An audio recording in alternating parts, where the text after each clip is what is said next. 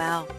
Now, something that you and I are both pretty passionate about is the dual key design concept, and we've got one on screen here as an example of how that might come together. Let's just talk through that. So are you looking at the plan now? Yes, I am, yeah. Okay. That plan you're looking at was originally created by myself in Rockhampton, and the council would not allow me to build it as two dwellings on one block.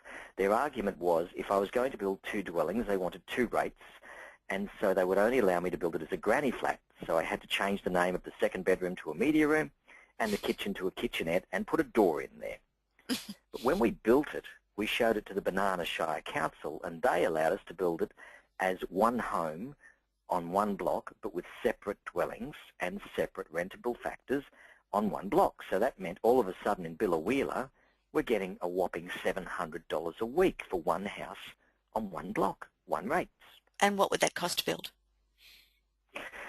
Having spoken to the builder tonight, he said cost without marketers would be around that 310 mark, and the block of land was 145,000, but it was on a block that he managed to get off us, which was half an acre or more, and so he's also put a mowing contract in for 2 years because of the cost of mowing and maintenance.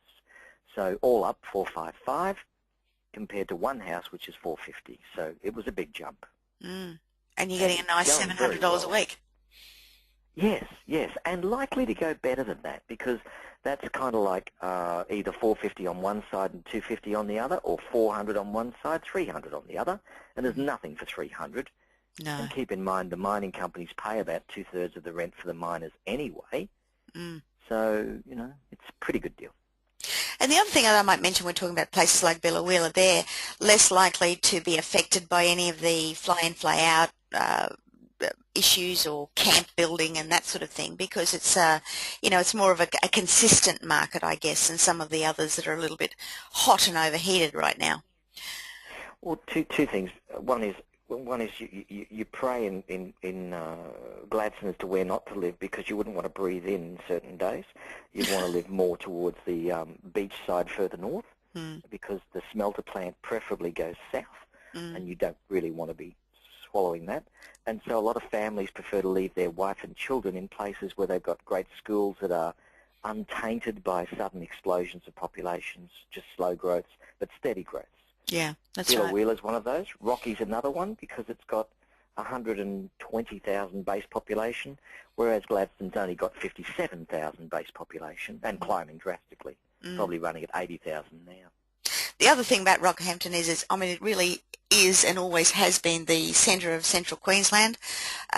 It's supported by a very large beef and rural industry, as well as the mines. So it's you know, it's got a lot of other factors going for it.